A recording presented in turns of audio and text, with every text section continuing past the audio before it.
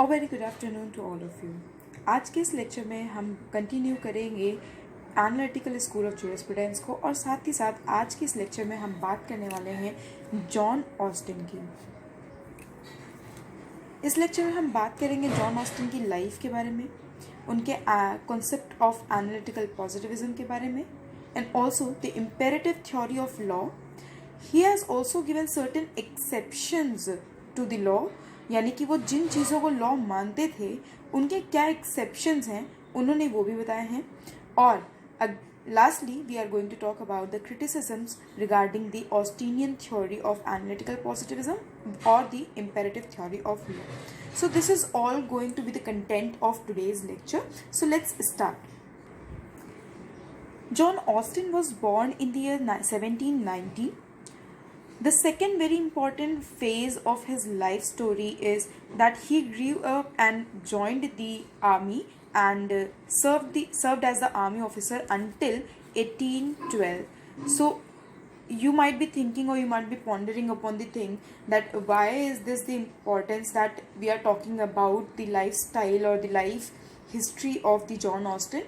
As I have already told you in the first lecture of the jurisprudence that हमें किसी भी jurist की lifestyle जानना इसलिए ज़रूरी है क्योंकि किसी भी ज्यूरिस्ट की लाइफस्टाइल का उसके थॉट प्रोसेस पे कहीं ज़्यादा असर पड़ता है, और यही रीज़न है कि हमें उनकी लाइफस्टाइल के बारे में एक ब्रीफ स्टडी पता होनी चाहिए, या जो भी इंपॉर्टेंट चीज़ें उनकी लाइफ में हुई हैं हमें वो पता होनी चाहिए जिसका इम्पैक्ट शायद उनकी लाइफ में सबसे ज़्यादा पड़ा हो या उनके थॉट प्रोसेस पे सबसे ज़्यादा पड़ा हो। The third important aspect about his life is कि जब उन्होंने आर्मी को ड्रॉप किया, आर्मी की सर्विसेज को ड्रॉप किया, तो उन्हें बार में इनवाइट कर लिया गया, यानी कि जुडिशियल फंक्शंस के लिए इनवाइट कर लिया गया। वहाँ पर उनका जो मेन अटेंशन था वो बेसिकली तीन चीज़ों की तरफ था। पहला to the concept of equity, वो इक्विटी पे काफ़ी ज़्यादा फोकस्ड थे। दूसरा कि वो ड्राफ्ट्समैनशिप पे काफ़ी प्रेशर डालते थे, वो काफ़ी ज़्यादा इसके बारे में सोचते थे, इसके रिगार्ड में काम करते थे। और the third very important thing जिसके बारे में उन्होंने सबसे ज़्यादा कंसर्न थे वो था legal practice. So these are the three things. Bar का मेंबर बनने के बाद उन्होंने इन तीन चीज़ों के रिगार्ड में सबसे ज़्यादा काम किया, या उनका फोकस बेसिकली इन तीन चीज़ों की तरफ ज़्यादा था। उसके बाद what else has happened in his life, उन्होंने बेंटमाइट यूनिवर्सिटी कॉलेज को ज्वाइन किया in London as a professor. उसके बाद उन्हें एलिवेट कर दिया गया to the chair of jurisprudence in the university of London in the year 1826। 1826 में उन्हें एलिवेट करके चेयर ऑफ ज्यूरिस्प्रूडेंस, या आप कह सकते हैं हेड ऑफ ज्यूरिस्प्रूडेंस बना दिया गया। इसके बाद उन्होंने वो जर्मनी को मूव कर गए। उन्होंने जर्मनी जा कर के रोमन लॉ को स्टडी करने का सोचा, और उन्होंने रोमन लॉ की स्टडी कहाँ से की? हीडलबर्ग एंड बॉन यूनिवर्सिटीज से। सो please remember this brief life history of John Austin so that you will be in the right position कि किन किन चीज़ों का, किन किन इंसिडेंट्स का उनकी लाइफ में सबसे ज़्यादा इम्पैक्ट पड़ा होगा। What else I would suggest you to kindly highlight these important years और important incidents जिन्होंने उनकी लाइफ में कुछ important impact डाले होंगे। जो नेक्स्ट इम्पॉर्टेंट पार्ट में अब आपको बताने वाली हूँ उनकी लाइफ से रिलेटेड, या उनका ज्यूरिस्प्रूडेंस के फील्ड से कॉन्ट्रीब्यूशन से रिलेटेड, ऑस्टिन ने पब्लिश की एक बहुत ही इम्पॉर्टेंट किताब, और वो किताब का नाम क्या था? Province of jurisprudence determined in the year 1832. So please highlight the name of this book because it has been asked in various entrance examinations as well, in competitive exams also, कि Austin की लिखी हुई किताब का नाम क्या है। तो please highlight this name of book of jurisprudence. 1883 में फिर ऐसा क्या हुआ? He was appointed as a member of the first criminal law commission. उन्हें क्रिमिनल लॉ कमीशन का मेंबर अपॉइंट किया गया। He also dealt with the sources and the nature of the law. उन्होंने सोर्स और नेचर ऑफ लॉ के regard में काफ़ी काम किया, यानी कि लॉ कहाँ से इमनेट होता है और उस लॉ का क्या नेचर होता है, इसके रिगार्ड में ही उन्होंने सबसे ज़्यादा काम किया। अभी जब आप हम उसकी एनालिटिकल पॉजिटिविज्म की थ्योरी देखने वाले हैं या इम्पेरेटिव थ्योरी ऑफ लॉ देखने वाले हैं, उन थ्योरीज को पढ़कर आपको ये समझ में आएगा कि yes he always talked about the source and the nature of law, यानी कि वो लॉ कहाँ से इमिनेट हुआ, कहाँ से आया और उस लॉ का नेचर क्या है। और साथ ही साथ उन्होंने जो एक और कंट्रीब्यूशन किया वो था कि उन्होंने इंग्लिश लीगल सिस्टम की भी एनालिसिस की। So please highlight these terms which I have highlighted in this document. This will help you to remember कि ऑस्टिन की लाइफ में क्या क्या चीज़ें हुई, उन्होंने क्या इंपॉर्टेंट चीज़ें ज्यूरिस्प्रूडेंस के फील्ड में की। Next I have mentioned another name of a very important work of Austin. जो नेक्स्ट इंपॉर्टेंट वर्क की हम बात कर रहे हैं वो है अ plea for the constitution. A plea for the constitution is the another important work of John Austin, जो बेसिकली उन्होंने किसी और की किताब के रिस्पॉन्स में लिखा था। अब वो किसकी किताब थी? वो थी प्रोफेसर ग्रे और उनकी बुक का नाम था on parliamentary government. On parliamentary government के रिप्लाई में ही जॉन ऑस्टिन ने एक किताब लिखी अ plea for the constitution. Kindly highlight these terms, these words, so that you can remember the name of the books written by these eminent persons. Now let's talk about the Austin's analytical positivism. Analytical positivism काफ़ी asked question है examinations में, whether you go for LLM entrances or you go for PhD entrances, you'll be seeing a question like एक question ज़रूर होता है analytical positivism से या Austin से। तो ये एक बहुत ही इंपॉर्टेंट कॉन्सेप्ट है, प्लीज़ मार्क इम्पॉर्टेंट हियर। और जैसे ही हम ये कॉन्सेप्ट पढ़ लेंगे आपको क्लियर हो जाएगा। I hope that you will get a clarity on this concept of analytical positivism. So let's start with this topic. Austin को बेसिकली फादर ऑफ ज्यूरिस्प्रूडेंस कहा जाता था, फादर ऑफ इंग्लिश ज्यूरिस्प्रूडेंस। अगर आपके किसी भी एग्जामिनेशन में कोई एमसीक्यू इससे रिलेटेड आता है कि who is the father of English jurisprudence and you have been given 4 options, तो you'll have to mark whose name? John Austin's name. Basically John Austin ने जो अपनी स्टडी का पैरामीटर था वो कन्फाइन रखा था सिर्फ पॉजिटिव लॉ तक, और इस पॉजिटिव लॉ को उन्होंने एक टर्म दिया हुआ था और वो टर्म क्या था? Laws properly so called. Please highlight this term because usually positive law को के ऊपर क्वेश्चन पोज किए जाते हैं with this term laws properly so called. तो you don't need to get confused over the कि ये कौन सा कंसेप्ट है, कौन सा टॉपिक है, हमने तो पढ़ा ही नहीं है। Please remember that positive law कभी कभी रेफर किया जाता है as laws properly so called. इन्होंने जो पॉजिटिव लॉ का कॉन्सेप्ट था उसको मॉरल्स या किसी और लॉ से एकदम अलग कंसिडर किया था, एकदम अलग रखा हुआ था। यानी कि अब आपको थोड़ा आइडिया लग रहा होगा कि जॉन ऑस्टिन के द्वारा प्रोपाउंडेड पॉजिटिव लॉ का जो कॉनोटेशन है उस कॉनोटेशन के अंदर मोरालिटी का एसेंस नहीं इन्वॉल्व है, ये आपको याद रखना है। अब ये जो मोरालिटी या अदर लॉज होते हैं जो basically laws properly so called नहीं है, उन्हें ऑस्टिन ने क्या टर्म प्रोवाइड किया है? Laws improperly so called. यानी कि जो पॉजिटिव लॉ है that is law properly so called and the laws relating to morality or other laws basically they are called laws improperly so called। यानी कि वो actually law नहीं है पर उन्हें इम्प्रॉपर तरीके से लॉ कहा जा रहा है। This is what all Austin wanted to say. अब ये जो लॉज इम्प्रॉपरली सो कॉल्ड हैं ये किस लिए लॉ नहीं है या किस लिए इन्हें इम्प्रॉपर तरीके से लॉ कहा जा रहा है, उसके पीछे का भी रीजन ऑस्टिन ने दिया था।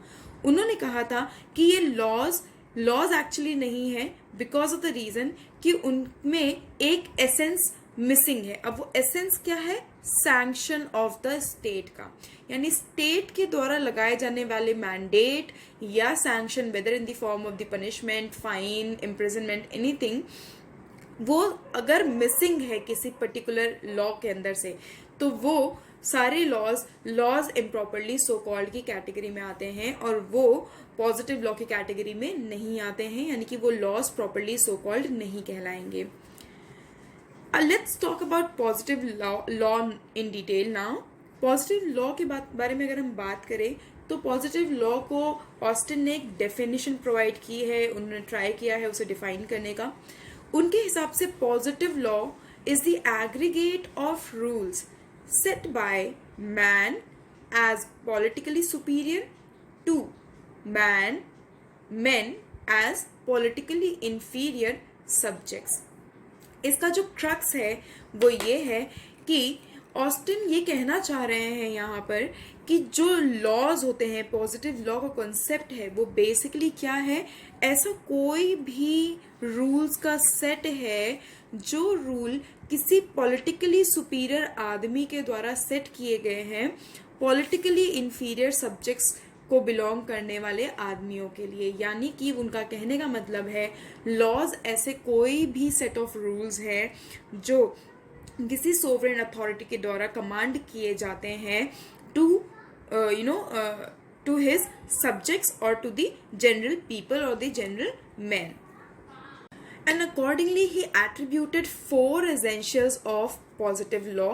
अब वो 4 essentials क्या हैं आप यहाँ चार्ट में देख सकते हैं। वो है कमांड, दूसरा है sanction, third one is duty and the fourth one being sovereignty. So ये 4 essentials अगर किसी लॉ के अंदर हैं, कंप्राइज्ड हैं, तो उस लॉ को ऑस्टिन ने पॉजिटिव लॉ की कैटेगरी में प्लेस किया है, as you can see here very well. जो यहाँ पर मैंने एक पहला नोट बनाया है, नोटेबल पॉइंट आप लोगों के लिए बनाया है, वो ये है कि ऑस्टिन ने ट्राई किया था कि वो पॉजिटिव लॉ, यानी कि जो लॉ की डेफिनेशन अभी अभी मैंने आपको बताई, उस पॉजिटिव लॉ को उन्होंने पॉजिटिव मोरालिटी से डिस्टिंग्विश करने की कोशिश की है। उनका ये कहना था, और किस बेसिस पे डिस्टिंग करने की कोशिश की है, उनका ये कहना है कि पॉजिटिव लॉ हर वो लॉ है जहाँ पर ये 4 एसेंशियल एट्रीब्यूट्स हैं, पर पॉजिटिव मोरालिटी वो है जहां पर लीगल सैंक्शन अवेलेबल नहीं है। So please have a clarity regarding this concept कि पॉजिटिव मोरालिटी ऑस्टिन की नज़रों में पॉजिटिव लॉ से कैसे डिफरेंट थी, बिकॉज ऑफ द फैक्ट कि पॉजिटिव मोरालिटी के अंदर किसी भी तरह का लीगल सैंक्शन नहीं था, और अगर लीगल सैंक्शन होता तो वो पॉजिटिव लॉ की कैटेगरी में बिलोंग करती।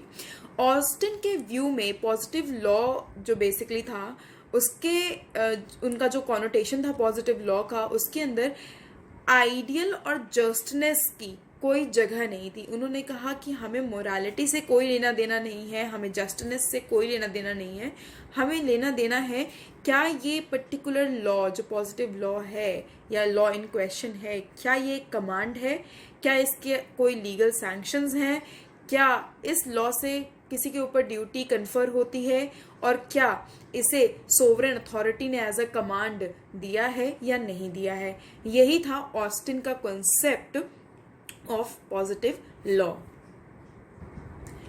तो accordingly what can you infer, you can easily infer कि ऑस्टिन की जो पॉजिटिव लॉ की थ्योरी है या पॉजिटिव लॉ का जो उनका आइडिया है, कंसेप्ट है, उसका जो मेजर थ्रस्ट है या उनका जो फोकस्ड एरिया है, मेन फोकस्ड एरिया है, वो ये है कि उन्होंने ट्राई किया है कि वो लॉ को मोरालिटी से सेपरेट कर पाए, यानी कि लॉ और मोरल्स को आपस में सेपरेट करना ही ऑस्टिनियन पॉजिटिव लॉ का मेन एम है। उन्होंने ट्राई किया है डिस्टिंग्विश करने का, या बहुत से लोगों ने इन्हीं सारे सेंटेंसेस के बेसिस पे या इन्हीं सारे स्टेटमेंट्स के बेसिस पे ये इन्फॉर्मेंट दी है कि इन्होंने बेसिकली ये जो सेंटेंस मैंने यहाँ पर लिखा हुआ है, he distinguished science of jurisprudence from ethics, ये कोरोलरी की तरह यूज़ किया जाता है उनके लिए, क्योंकि उन्होंने ट्राई किया है लॉ को मॉरल से सेपरेट करने के लिए। मॉरल को यहाँ पर एथिक्स के बराबर रखा गया है, लॉ को यहाँ पर साइंस ऑफ ज्यूरिस्प्रूडेंस के हिसाब से रखा गया है, और इसी बेसिस पे ये कहा जाता है कि he distinguished science of jurisprudence from ethics. एमएस के बारे में मैंने आपको, हम जब फर्स्ट लेक्चर कर रहे थे ज्यूरिस्प्रूडेंस का, तब मैंने आपको एक नाम बताया था कि Amos is also the advocate of this analytical school of jurisprudence. तो एमएस ने क्या कहा है कि positive law as Austin has shown must be legally binding though it may be unjust, यानी कि अगर ऑस्टिन के हिसाब से चलें और उनका पॉजिटिव लॉ फॉलो करें तो उनके हिसाब से अगर लॉ अनजस्ट भी है तो भी हमें उस लॉ को लीगली बाइंडिंग बनाना होगा, या वो लॉ लीगली बाइंडिंग होगा despite of the fact that it is quite unjust. अब जो तीसरा यहाँ पर नोटेबल पॉइंट मैंने आपके लिए बनाया है वो ये है कि इन ऑस्टिन के हिसाब से जो सिस्टम ऑफ लॉ होना चाहिए वो बेसिकली लॉजिकल, कोर्सिव और एनफोर्सेबल होना चाहिए. और ये किस लॉ की कैटेगरी से डिस्टिंक्ट होना चाहिए? ये डिस्टिंक्ट होना चाहिए from the concept of law as it ought to be. So please remember that the major thrust or the main idea behind the theory of positive law given by John Austin is that he always wanted to separate law from morals. उनके जो concept था positive law का उसके अंदर morality या ethics की कोई भी जगह नहीं थी, and this is the background idea of his theory. Now, as you can see, I have written this statement that command was a key to the science of jurisprudence. So, basically, ये sentence जो है एक तरीके का concluding remark है after studying the whole, analytical positivism or basically his John Austin's theory of positive law.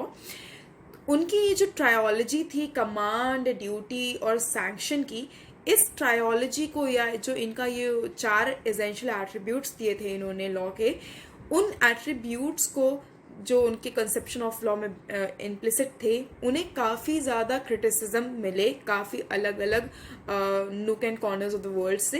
यानी अलग अलग जगह के जो ज्यूरिस्ट थे उन्होंने काफ़ी ज़्यादा इनकी थ्योरी को क्रिटिसाइज़ किया और बेसिकली उन्होंने कमांड, ड्यूटी और सैंक्शन को क्रिटिसाइज़ किया. So let's see what has been the saying of various jurist. H L A. Hart जो हमारे इस एनालिटिकल स्कूल ऑफ ज्यूरिस्प्रूडेंस के ही एडवोकेट हैं और हम इनके बारे में नेक्स्ट लेक्चर में भी पढ़ने वाले हैं. इन्होंने ये कहा कि ये जो लॉ जो ऑस्टिन के द्वारा प्रोपाउंड किया गया है ये बेसिकली क्रिएट करता है एक ऐसी सिचुएशन को जहां पर लॉ सिर्फ उसके सब्जेक्ट्स यानी कि जो जनरल कॉमन पीपल हैं उनको ऑब्लिगेट करता है और उनको डराता है विथ फिजिकल कोअर्शन. यहाँ पर सैंक्शन की बात हुई है, प्लीज रिमेंबर यहाँ पर सैंक्शन की बात हो रही है. तो फिजिकल कोअर्शन के साथ उन्हें डराता है कि उन्हें उनके कुछ सोशल ऑब्लिगेशंस हैं या लेजिटिमेट मॉरल कम सोशल ऑब्लिगेशंस हैं जिन्हें फुलफिल करना उन सब्जेक्ट्स की ड्यूटी है और उन्हें वो फुलफिल करना ही पड़ेगा at any cost, despite of the fact कि वो जो ऑब्लिगेशंस उनके ऊपर इम्पोज किए जा रहे हैं या जो लॉ उनके ऊपर डाला जा रहा है, despite of the fact that is कि it is unjust and unfair, फिर भी उन्हें वो लॉज ओबे करने होंगे because it is the command of the sovereign. Salmond ने भी ऑस्टिन को क्रिटिसाइज किया है और सैलमेंडी ने ये कहा है कि laws to be effective must have in it the elements of ethics, reasonableness and justice. यानी कि लॉज को इफेक्टिव होने के लिए व्हाट 3 एलिमेंट्स आर रिक्वायर्ड. पहला तो एथिक्स, रीजनेबलनेस और तीसरा जस्टिस. अगर ये तीनों एलिमेंट्स मिसिंग हैं किसी लॉ के अंदर से तो वो लॉ प्रॉपर लॉ नहीं हो सकता है. लॉन फुलर ने भी ट्राई किया उनको क्रिटिसाइज करने का और उन्होंने भी एक स्टेटमेंट पास किया उनके क्रिटिसिज्म में. Let's see what is that statement. वो स्टेटमेंट है कि ऐसा कोई भी लॉ जो पॉपुलर विल के डेरोगेशन में पास किया जाए और या फिर सोसाइटी की नीड्स को ना देखते हुए पास किया जाए वो लॉ बेसिकली शॉर्ट लिव्ड होता है और वो पब्लिक सपोर्ट को कलेक्ट नहीं कर सकता या उसके तरफ पब्लिक का कोई भी सपोर्ट नहीं होगा.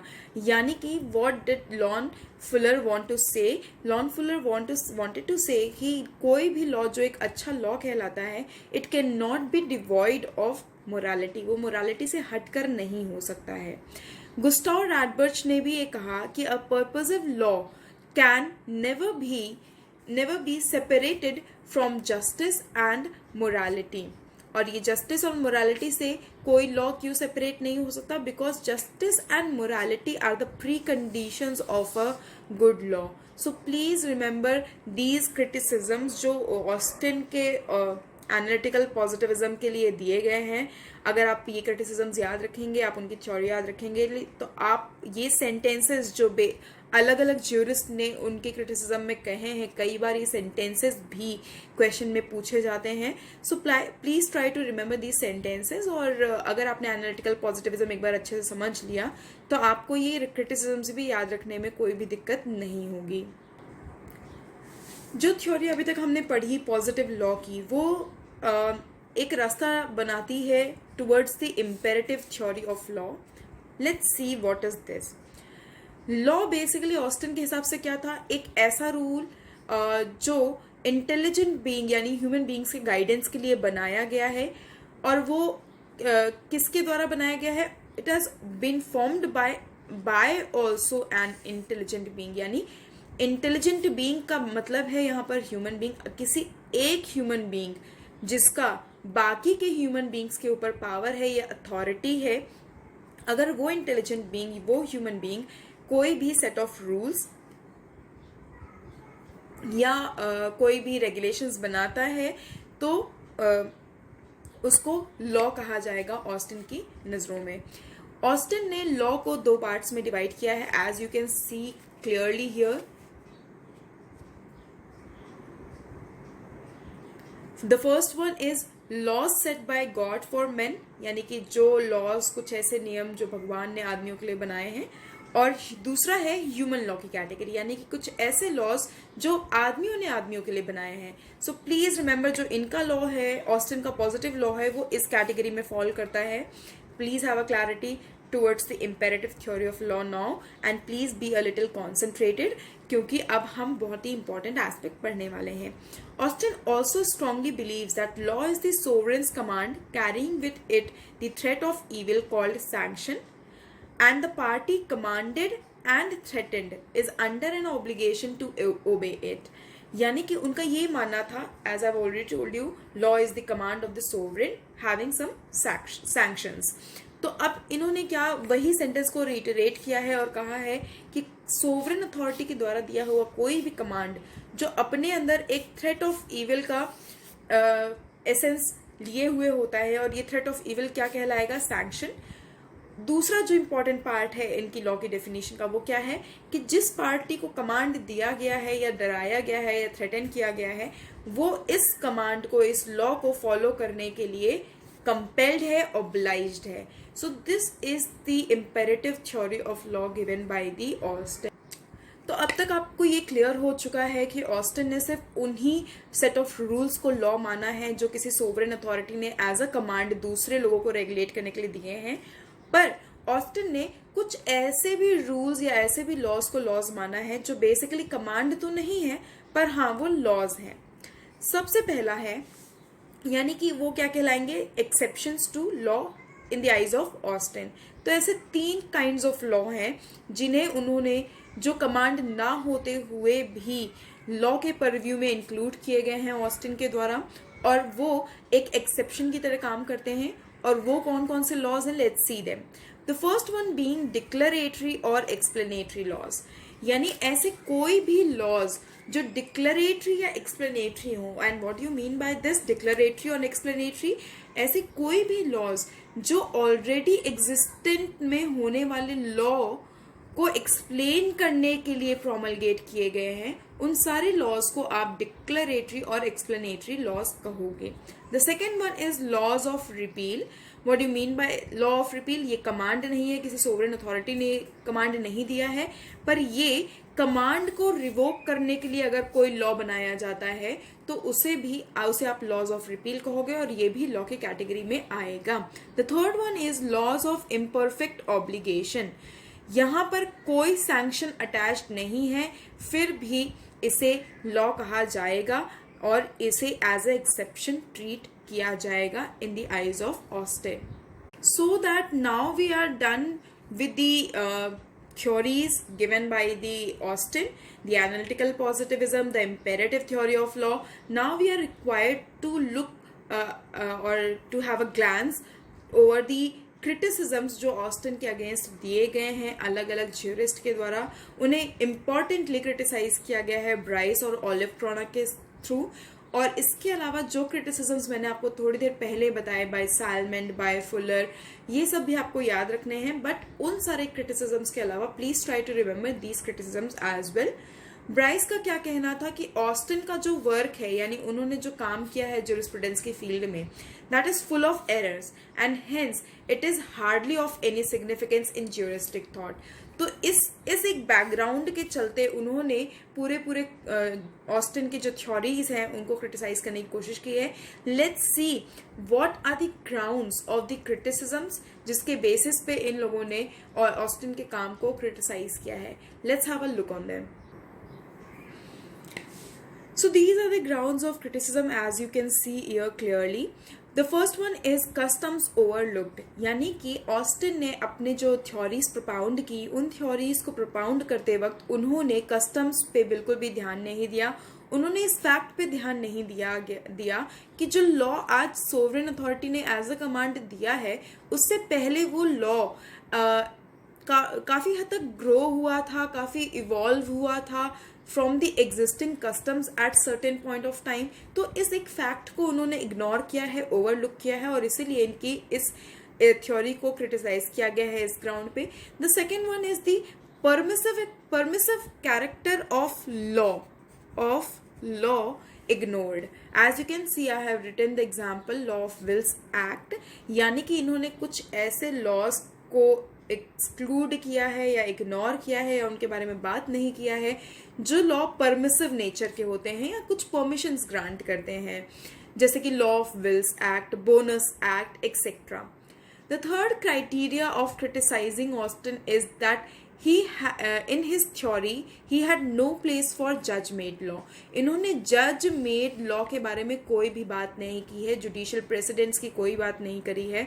इन्होंने सिर्फ और सिर्फ सोवरेन अथॉरिटी के द्वारा जो कमांड दिया गया है उसी को लॉ माना है।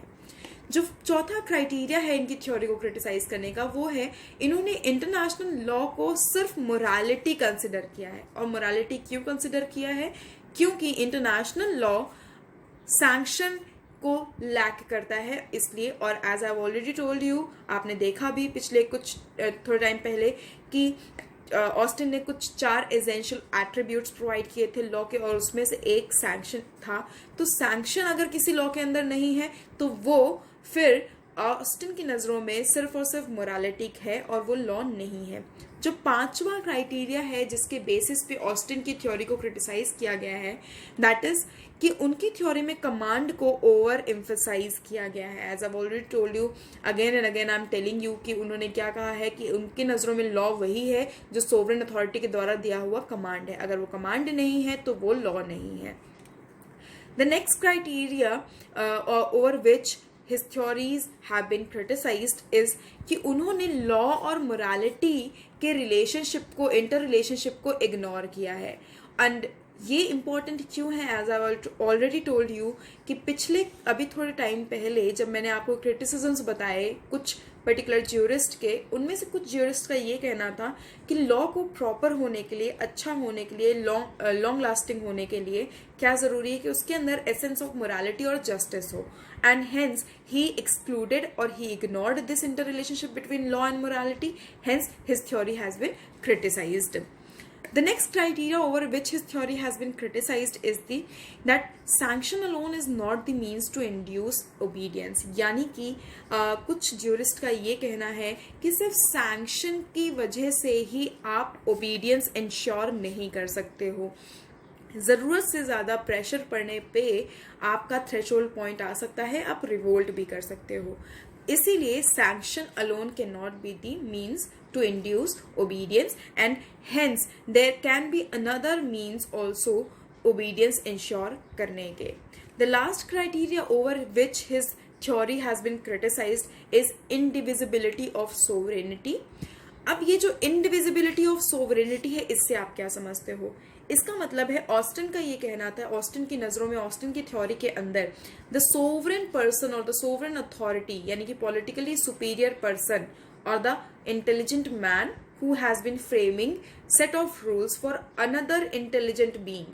तो वो आदमी इज द अल्टीमेट बीइंग और उसके ऊपर कोई और ड्यूटी कास्ट नहीं की जा सकती है. पर आज के टाइम पे in modern times what is happening कि even sovereign has the duty towards his subjects. Not even in modern times but ये काफ़ी टाइम से ये प्रैक्टिस हमेशा से चली आई है कि सोवरेन अथॉरिटी के ऊपर भी एक ड्यूटी कास्ट की जाती है. और वो ड्यूटी क्या होती है कि वो अपने सब्जेक्ट्स का ख्याल रखे, या जो लोगों को वो कमांड प्रोवाइड करने वाला है, जो पॉलिटिकली इंफीरियर लोग हैं इन द आइज ऑफ ऑस्टिन, उनकी केयर करे. और this is also the duty of sovereignty and this has been ignored by the Austin and hence his theory has been criticised. अब हम बात करते हैं कंक्लूडिंग रिमार्क की. तो इस पर्टिकुलर जॉन ऑस्टिन के चैप्टर के एनालिसिस के बाद हम कंक्लूड ये कर सकते हैं कि ऑस्टिन की theory although has many loop holes और बहुत सारे क्रिटिसिजम्स थे, बट फिर भी अगर इंग्लिश ज्यूरिस्प्रूडेंस को जज करना हो, उसके बारे में अच्छे से अंडरस्टैंडिंग लेनी हो, तो ऑस्टिन की थ्योरी को हमेशा कंसिडर किया जाता है. और ऑस्टिन की थ्योरी को बाद में इम्प्रोवाइज किया गया बाय हॉलैंड, सैलमेंट एंड ग्रे. इन लोगों ने इस थ्योरी को इम्प्रोवाइज किया गया और इनकी थ्योरी बाद में सर्टेन मॉडिफिकेशंस के साथ एग्जिस्टेंस में लाई गई. और जब वो थ्योरी यानी कि the analytical positivism propounded by the Austin, जब उसमें कुछ मॉडिफिकेशंस किए गए, तो उस मॉडिफिकेशन के बाद जब वो थ्योरी पोज ऑफ की गई, तो वो कहलाया Vienna school of jurisprudence, as you can clearly see over here. So this is all about the John Austin. Kindly highlight all those words which I have highlighted during this lecture. Thank you so much.